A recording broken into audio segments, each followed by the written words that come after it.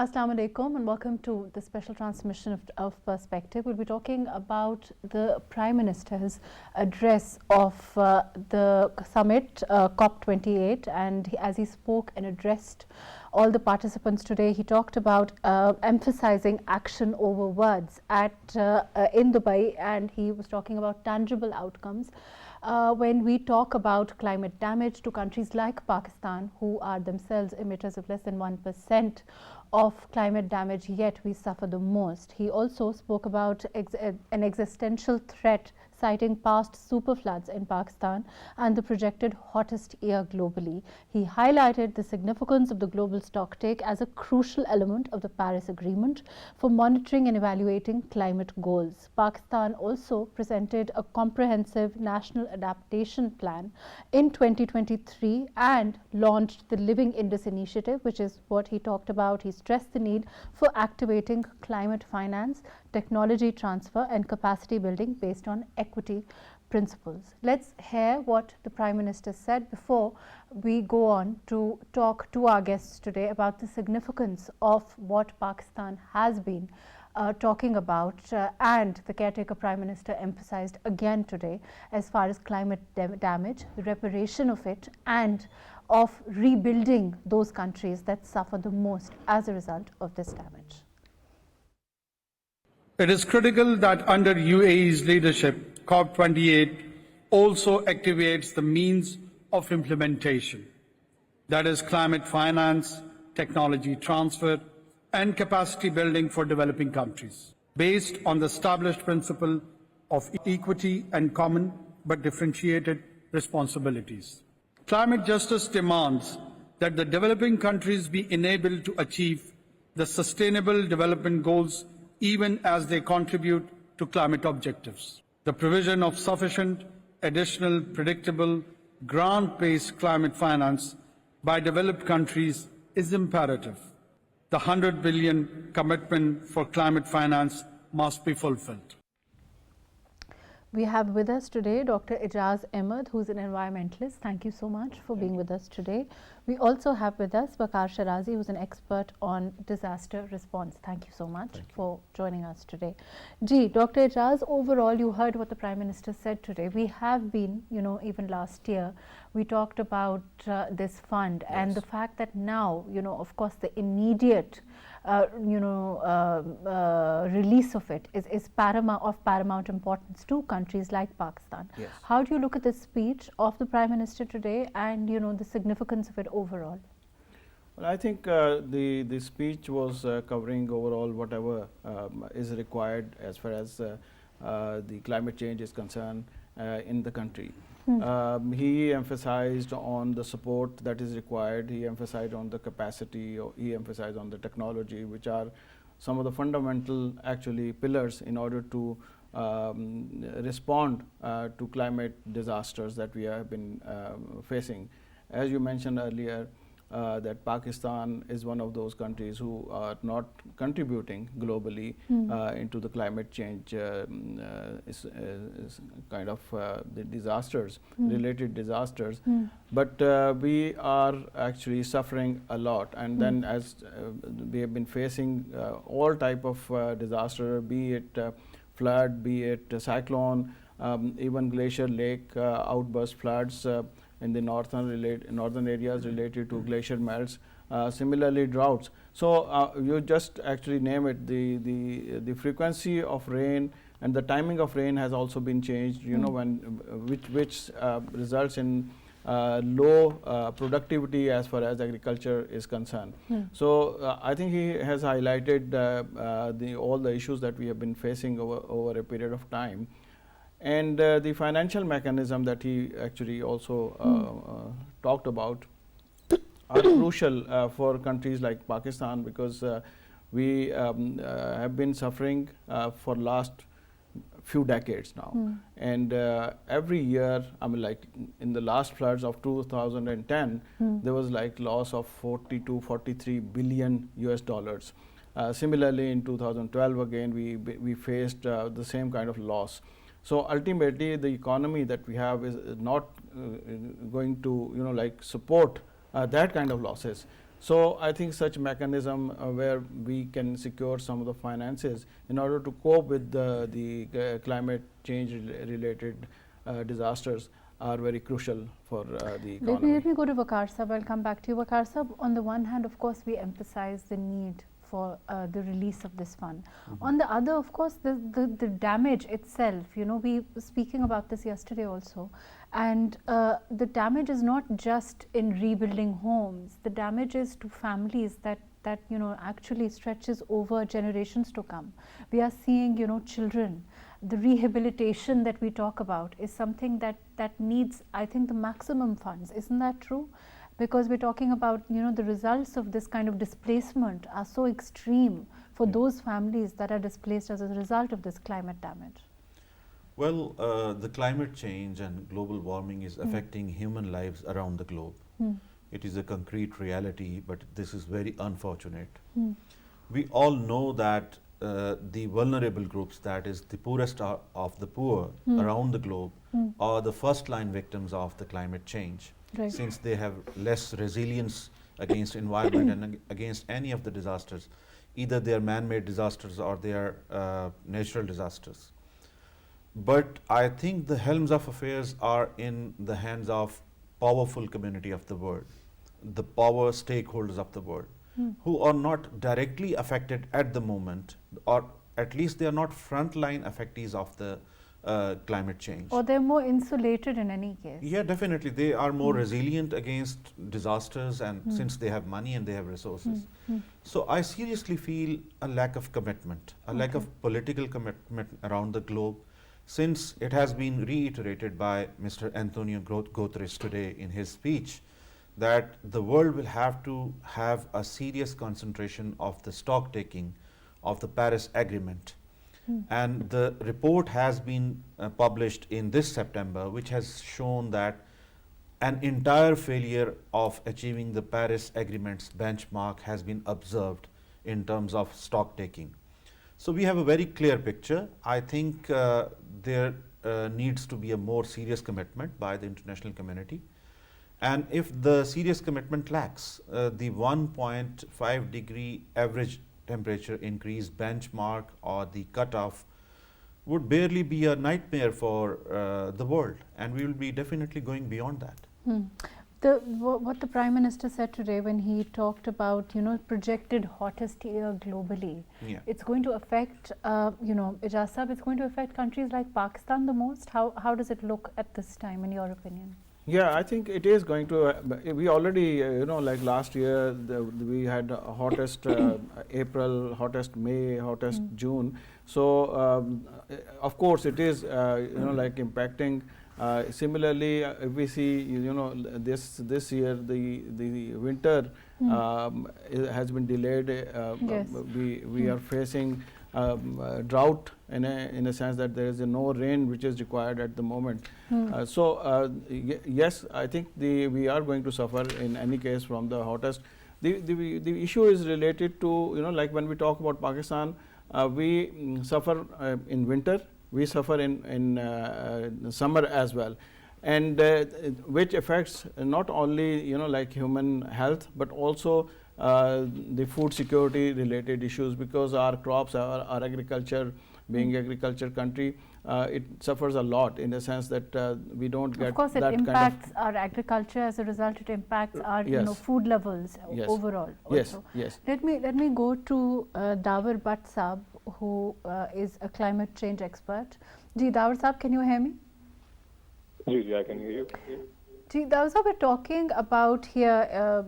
Dr. Ejaz and Waqar Sherazi Sahab here. We are talking to them about what the Prime Minister said today as he addressed the summit, and he spoke about overall, you know, a projected hottest year globally, and of course we've seen the effects last year of floods, and you know, when we talk about displacement, it doesn't mean you know, the effects of displacement for these people are very far reaching. It's not just, you know, rebuilding of homes, but it's rebuilding of lives. It means people have to rebuild their lives, their children, and the fact that the children are often displaced. And somebody said on the same topic yesterday that it means children are more susceptible, vulnerable to abuse. It brings about a host of other problems for those suffering as a result of this climate damage. In this kind of a scenario, when the Prime Minister calls for an immediate dispersal of this fund, do you think this summit is going to make a difference overall? How are you looking at it? So I'm actually at the COP summit and I have been attending quite a lot of these discussions. And I think one key difference that I'm noticing in comparison to what happened in Sharm el-Sheikh last year is that the host country itself has a lot of influence. Now, the UAE itself is committing a lot of resources, and because of its positioning both in the region and along with the global north, they're pushing a lot for resources, especially for resources for countries like Pakistan and other global south countries. And we saw how quickly they were able to get the approval of loss and damage fund itself. Now, I think one of the key issues the Pakistani delegation has been highlighting internally, and it's also a major issue that our NDMA and RF, the key players in climate finance, and has been highlighting, is that the capacity of our local institutions, particularly in provinces, is not developed well enough to demand the climate finance that we need, which basically means that the projects that we design within Pakistan are not including climate components. They do not say how it will benefit climate and environment. And once we include that component and we go to ask for finance, then we can give them proper presentations, we can ask them the right level of resources, and that will ensure that the quantum of finance available to Pakistan is increased, but also the speed of which the finance comes within the next 2 to 3 years, that will also accelerate. So I think that sort of work needs to happen at home, while we have other countries, including, big alliances like G77 and G20, working towards ensuring that the necessary resources move towards these countries. When you talk about, Dawar Sahab, when you talk about, what needs to happen on the home front, of course, there is that realization even within Pakistan. I think it's growing every day that we need to work towards insulating ourselves internally as much as possible. But what about, previous commitments? I think the Prime Minister also mentioned the Paris Agreement, for example, and, the commitments there, which were, of course, which are not being honored till now by other countries. What do you have to say about that? Do you think it's going to change? So I think one of the things that we're noticing now is that even very small countries are very openly critical of the big players. We saw how island nations, prime ministers of island nations, other countries were openly calling out the United States. Now, when the loss and damage fund was announced, the countries like UK, Italy, Germany announced $100 million each, but the United States came and said only $17.5 million. So that was very laughable, and a lot of small countries were openly calling them out. So there is this realization in small, vulnerable countries that there is a big double game going on here, that number one, countries are vulnerable and they have to develop so their people can enjoy prosperity. But at the same time, other big countries like the United States are not fulfilling the responsibility while they're asking us to reduce their emissions. So it has created this us versus them. In your opinion, why is there this reluctance by countries like the United States, for example, to make the kind of commitments that should be made by them, considering, of course, as I understand the statistics, and, correct me if I'm wrong, the US is responsible for about 40% of carbon emissions at this time? Yes, the US is responsible for the largest amount of emissions globally, and also historically it's responsible for all the emissions that we have. And I think the US is a key example here, that it is reluctant to provide resources simply because it feels that in the future more will be asked for it. So it's sort of hiding from responsibility. There are some other countries which are now realizing this, particularly like UK and Germany. They're seeing, and the reason that they're seeing, they're also seeing, as you mentioned, that there's a displacement angle to it. People are displaced and migration occurs. So that's also a worry for these countries, that once people will be displaced, they will head to these countries. So in that case, they're trying to, minimize the impact of it. But I still don't see like the empathy needed for developing countries, and a lot of these resources have been announced. But it will take time for them to actually become operational. If there's an announcement today, it might take 3 years for it to become operational. So that is still a time that we need to go, withstand. And till then, of course, we will have to see if the seriousness actually transforms after the climate conference as well. Before I go to our other guests here, Dawar Sahab, the participation of His Majesty King Charles in this summit, isn't this also a signal that perhaps countries like the UK are more committed, like you said, and are realizing that this is a cause that needs support from all sides, and it's going to impact the world, and closing our eyes to this reality is not going to make it go away.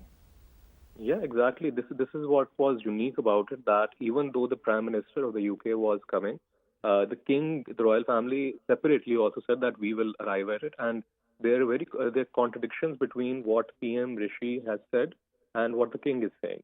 So it's a signal that political governments are not doing enough. So the sovereign of the state came and said, and he very clearly, while Prime Minister Rishi in the UK has expanded plans for exploring new oil and gas fields in North Sea and around the United Kingdom, the King yesterday actually said that you will be asked, and people will be, young people will be expecting in 2050 what you did. So I think the King himself is actually worried that a lot of the political governments in Europe and North America aren't doing enough. So there is this realization. Different voices are critiquing their own governments as well. And this might be, sort of the shift we need, that local voices start realizing that the countries have to do a lot more, not just in terms of giving money away, but also stopping their own emissions now. It's time that the global north stops oil and gas expansion, stops producing more and more emissions, and while at the same time provide the finance. Fair enough. Please stay with us. I'm going to Dr. Ejaz Ahmed. Dr. Ejaz, you heard Dawar Sahab, and he's there now, and overall, what the reaction of the people, the countries, and do you think, as far as the US is concerned, countries like the US who can do a lot more, the reluctance there. Of course, the summit itself is also aimed at perhaps challenging this kind of attitude overall, and we saw what happened last year. We saw our own effort, Pakistan's efforts with regard to the fund, and now our championing. We saw the Prime Minister also championing for the release of this fund. Every year things are moving forward. But the question for us, perhaps countries like us, is, are they moving forward at the kind of pace that is needed to redress the damage? Yeah, as far as the European and America is concerned, I think they started realizing it, because at the time of Trump government, they just did not think that climate change is an issue, and Trump was not in favor of these agreements, etc. But the events that has actually been going on for last 2-3 years have made them understand that this is a reality and this is going to happen, and they are going to suffer. The heat wave in Europe, the entire Europe was almost burning. Similarly, floods, cyclones and heat in US also. So it resulted in a way to recognize that this is an issue and we need to do something for that. And that actually happened, and now there is an announcement that US is going to support in the form of $3 billion for the fund. That has been actually been recognized now that okay, this is an issue and we need to support that. But the problem again is that most of this announcements in the form of pledges are going on, but nothing in real term is being contributed. I think so far there was pledges of few billion US dollars from different countries, but so far it's like 400 to 500 million have been actually given to the fund. So I think now there is a need to whatever. And the figure of 100 billion is just a starting point, isn't that true? It is, because ultimately what we need, it is estimated that we need up to 300 to 600 billion US dollars till 2030 in order to cope with the climate disasters that we are facing globally. And we have not reached to 1 billion yet, the kind of fund that has actually been generated. So as far as Pakistan is concerned, I think it is very important for us to understand what is the mechanism of securing that fund. What kind of capacity do we have at provincial as well as at the federal government level, even in the civil society. Recently, a fund of a project of Recharge Pakistan was secured by WWF and the Ministry of Climate Change and Water Resources also, which is up to 70 million US dollars. But we need to have more such support mechanism. We need to build capacity in order to achieve that target, in order to secure those funds. We don't have capacity, unfortunately. So that is one of them. So you're saying that even if we have the funds, we don't have the capacity. What are you trying to say? I mean, I'm trying to say that we don't have the capacity to access to these funds. Okay. The funds, even if we, all the pledges even if they are made available. If they are made available, you need to develop proposals. You need to develop, like justify whatever you need. So there's a lot of groundwork that is still needed. Yes. By Pakistan, you're saying. Yes. And that needs to happen. That needs to happen because I mean, like we just were able to secure just one project or two projects or maybe a few. But we need to, and because this is a very competitive process, and in order to be competitive, we need to have capacity. So that is one of the area where we need to work hard. Right, fair enough. Let me go to Waqar Sahab. Waqar Sahab, how do we work towards this capacity building, which Dr. Sahab is talking about? He's saying that, if you allow me to go back please. and clear a few of things. I think we are confusing the climate finance with loss and damage funds. Okay. The loss and damage fund is entirely a different subject, whereas the climate fund is a different story. Okay. The loss and damage fund is constituted to provide compensation to those countries which are affected by the climate-induced calamities in the world. Which, like Pakistan? Like Pakistan, since we are contributing precisely 0.6% of the global, less than 1% of the global emissions, but we are in the frontline countries affected by the climate-induced calamities. Whereas on the other hand, the climate finance is about renewable energy, bringing about the technology that brings in transition from the fossil fuel to the renewable energy sources, and it also takes into account a huge and considerable amount by the private industry itself, because the private industry internationally, globally, has to shift its energy consumption from fossil fuel consumption to the renewable resources. So correct. So just to understand, basically the two sides. One, of course, is stemming the damage that we have suffered, and the second is insulating ourselves for future damage by going to renewable energy. And those two funds are separate.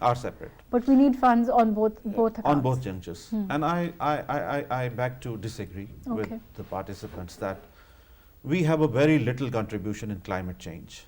About nothing. 0.6 is nothing.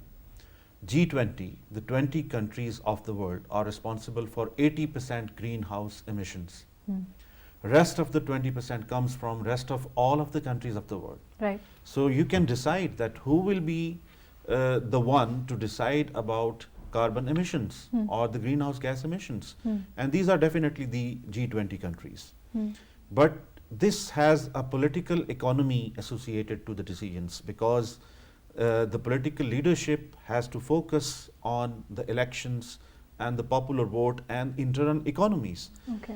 And there has been an internal pressure on them to focus on the policies which provide immediate and direct relief to their local voters and internal consumers.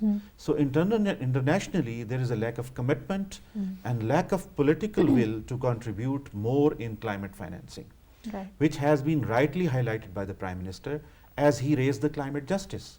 And climate justice directly means that it is the first world who has to pour more into the climate financing, adaptability, transfer of technology, cutting of emissions, and to the loss and damage funds precisely. So I believe. But do you believe that the willingness, like you are saying, of the first world has increased?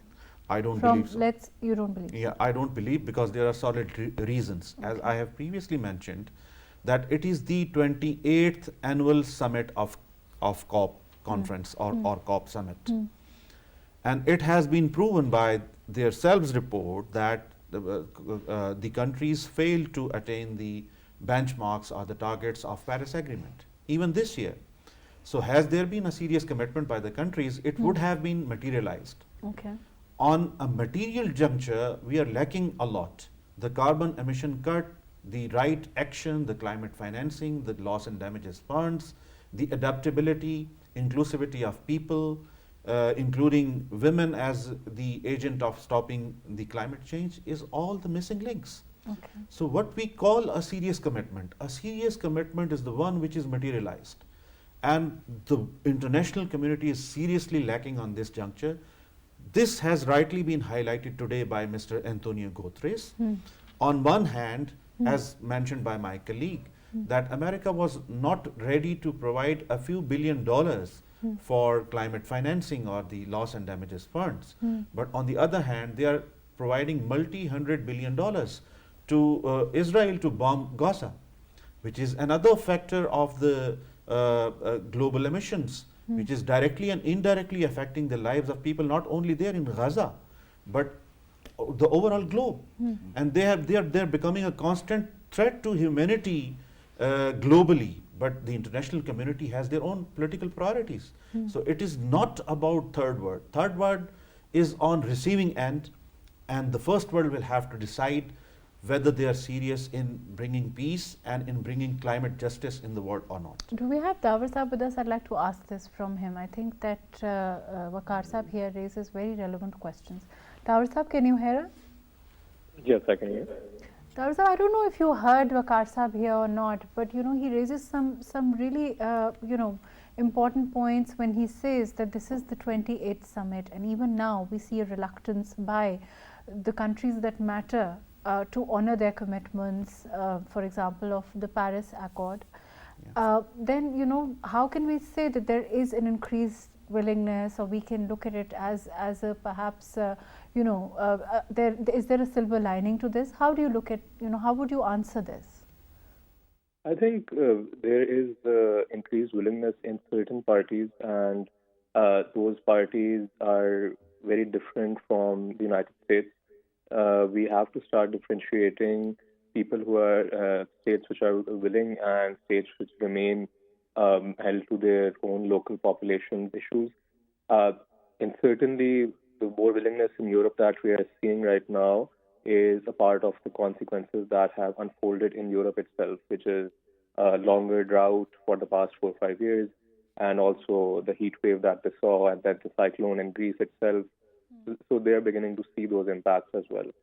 One example is Slovenia, which is a very small country. It has no emissions at all, but it faced massive flooding over August, and even they have announced a contribution to the loss and damage fund. So we have those examples where it's just a general coincidence that it is, of course, the impacts that they're seeing. So their willingness is increasing. But again, it's completely valid to say that the biggest contributor, historical contributor, which is the United States, is still stuck in its local politics. It does not ratify big agreements. It has in the past gone back on agreements as well. And even right now, Joe Biden refused to attend this particular summit. So there is a local politics that is very strong in the United States. the whole dynamic between Republicans and Democrats, where one side is also a climate denial believer. So that is there. At the same time, personal views of a lot of big leaders have changed, and the countries which are now, rising, particularly in the Middle East, but also in Asia, have very strong voices.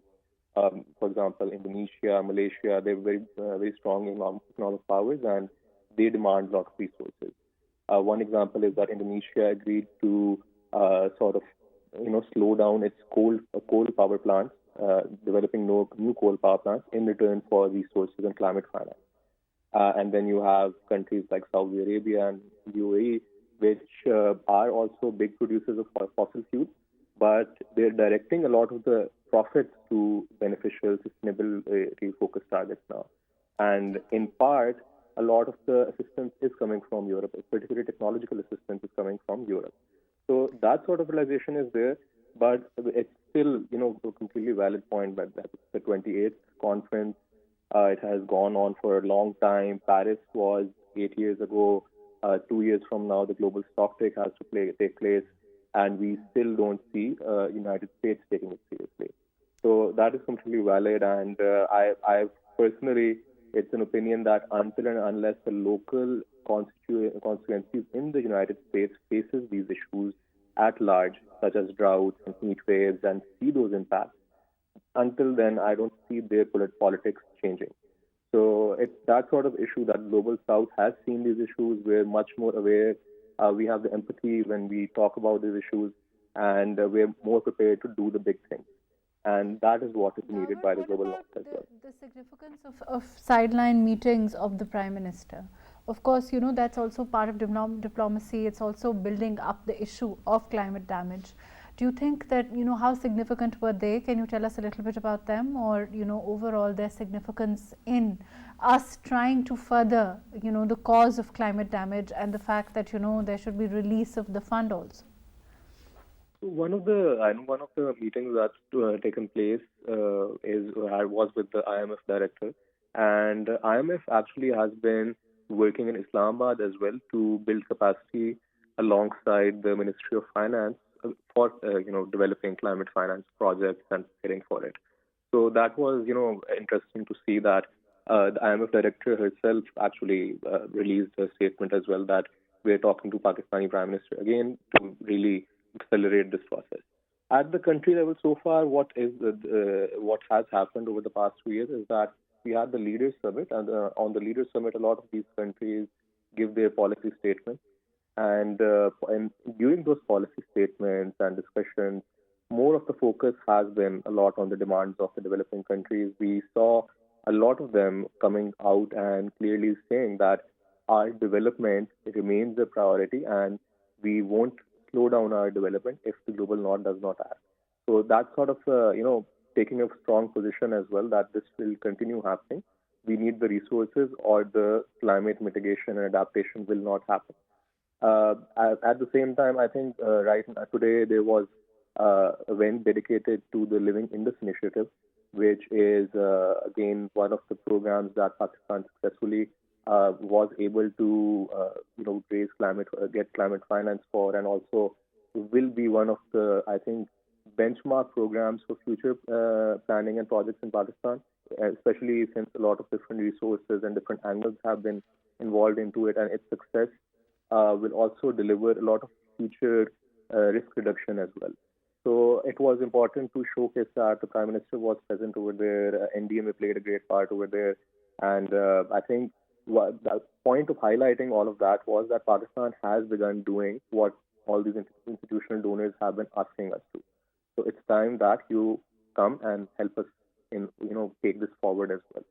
So it's certainly, last year when all of this was happening, we were coming right after the flood. So we were the poster child of, what can happen as a big climate disaster. This year, it's a follow-up that we have begun working on it. Right now, we're here, but we will take this much more forward. It's dependent a lot on the climate finance that we get. So this is the discussion that has happened, and hopefully it leaves a mark. There's still, 2 weeks to go. A lot of negotiations will happen, and like we are hopeful that more resources and more needs to be done for the developing world, and that can be done in the coming 2 weeks. Right, fair enough. Thank you so much, Dawar Butt. Thank you for joining us. Ejaz, do you see us working towards rehabilitation of what has transpired already as far as damage is concerned, locally speaking, as far as Pakistan itself is concerned? Are we, because we saw, of course, us making the effort about, as far as rebuilding is concerned. Yes. Of course, it's going to take a lot more, and rehabilitation, like I said, has phases, Yes. as I understand. Yeah, I think generally, if I see, there's a lot of initial steps which have been taken by the government in the form of like coping up with the disasters and the situation that we have been facing over a period of time. There are some good initiatives like tsunami plantation, which is, I think, a remarkable initiative, and globally it has been recognized as one of the very significant way to deal with the carbon sequestration. Similarly, the emission assessment is also going on as far as like air pollution and other aspects are related. So the initiation have started, and I think we need to prepare ourselves as much as we can. Though we know that there is a gap in capacity, we also know that there is a gap in technology, etc. But if we show some efforts, I think international community is going to support us. The problem that we have been facing over a period of time is the lack of database. Okay. We hardly have like that kind of information which is required to convince the international community. No doubt, like the massive floods that we have been facing is like something that opened the eyes of international communities, and then Secretary General's visit to flood affected areas about a year ago was also very instrumental, because he was able to convince the global community that this is something which is real. So I think what we need to do is to strengthen again the capacity and technology, and understand what are the problems, right? Whether it's a social problem, whether it's related to livelihood, whether it's related to health, because that is another big area where we are lacking.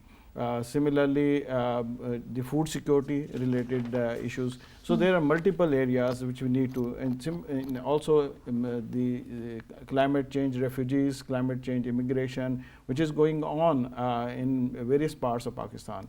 So unless we have information, unless we have data, we will not be able to actually convince the international communities about the disaster, the physical disaster and the aftermath of the disaster. Waqar Sahab, do you agree? You think that we lack data? You think that the work on the home front also needs to, pick up pace, and we probably need. With due apology, I seriously disagree. Okay. Pakistan has some of the largest data sets in the world in the form of BISP. We have a socio-economic ranking of all the households of Pakistan. And in Asia, I think we are the only country that has been having a socio-economic profiling at household level. So we can clearly tell that what are the potential frontline affectees of the climate change. Then we have a great database of NADRA and Pakistan Bureau of Statistics in terms of national census. And in this floods and in 2010 floods, we effectively use the techniques of geographical and household mapping combination. So it's not a lack of data. So it is not about lack of data. I would reiterate, it is lacking on behalf of the international community, especially Europe and the First World. The countries like Pakistan, let me share a very crude reality, that if the global temperature on average increases beyond 1.5 or even to the cutoff of 1.5, the countries near to the equator would be the frontline affectees of the global temperature increase. So it's just about where you are, Yes, definitely. placed on the world map. I totally agree that there has been catastrophes and natural disasters in Europe and America as well. But on the other hand, they are beneficiaries as well. They are consuming a lot of energy, But they're natural also gas, responsible to keep themselves warm in winter. So if the average global temperature increases, it gives them a benefit as well. There is a possibility that the third port in Russia would be operational, because the sea at the moment there is frozen, and the global temperature increase may potentially translate into their benefit. Okay. So these are the reasons behind that there is a lack of commitment, intentional lack of commitment by the international community. Pakistan has enough infrastructure in terms But of do you database. think even if we have the funds, Yeah. even if we were to manage to get the money required, Yeah. we would be able to utilize them adequately? This is another story. This is another question. In terms of infrastructure, physical infrastructure, we are seriously behind. Okay. We are, in terms of even cleaning the water courses or the flood drain water courses, we are seriously behind. We could have translated or transformed this catastrophe into an opportunity had we been having the infrastructure for of diverting the water of 3 major rivers to other 3 rivers, which are compromised according to the Indus Basin Treaty.